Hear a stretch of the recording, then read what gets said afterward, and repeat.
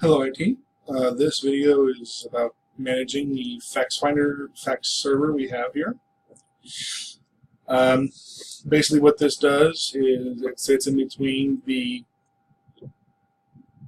copiers or Carina and the outside world, so that whenever anyone faxes to our main fax number, which is 713-467-6226, or if they fax out, everything goes through this server. To get here, you can open up any web browser you want. I haven't tested it with Safari or Edge, but it works with all the others, so probably works with those.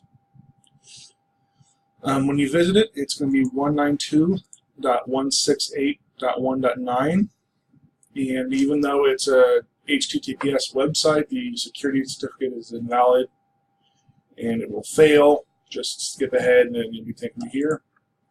The password you can find in your password system.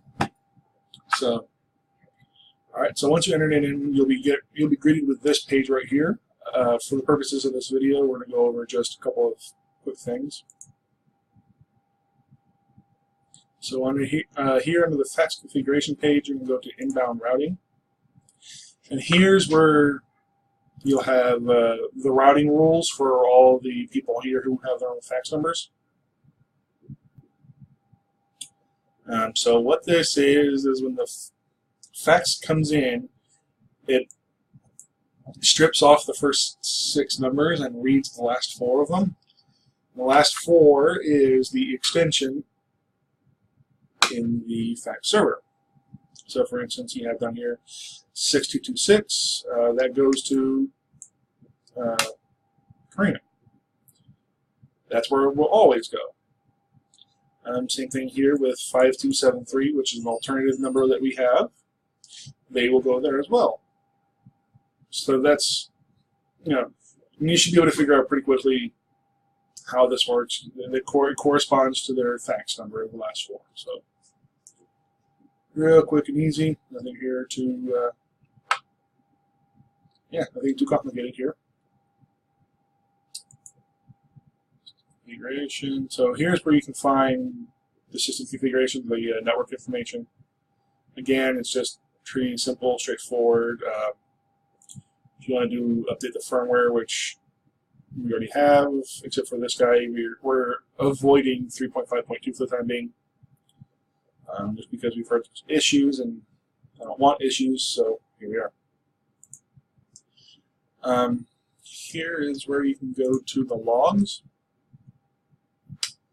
and you'll find out whether or not it's gotten, whether or not the faxes were able to get out successfully. As you can see here, everything's good, everything's running fine. The inbound log is where you can find out if you have people telling you that they're not receiving their faxes. You just come here, status and logs, inbound fax log, and bada bing, bada boom, here you go. The most common issue I seem to be running across is, let's see if I can find one. Nope, I can't. Anyways, the most common issue I keep finding is that incompatible fax machines are trying to fax to this, and that fax gets dropped. There is no solution that I'm aware of. They'll just have to try again, and usually goes through after that. And here's your outbound fax log, which, as you can see, it's empty. It's going to be empty more often than not because we don't have a lot of people faxing out here.